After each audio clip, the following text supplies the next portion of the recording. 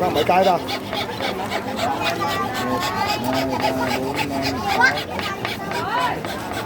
10 11 cái rồi. Đồng 200 nữa đi. Đưa một con. Đi quý á. Người ta bỏ vào. Mấy một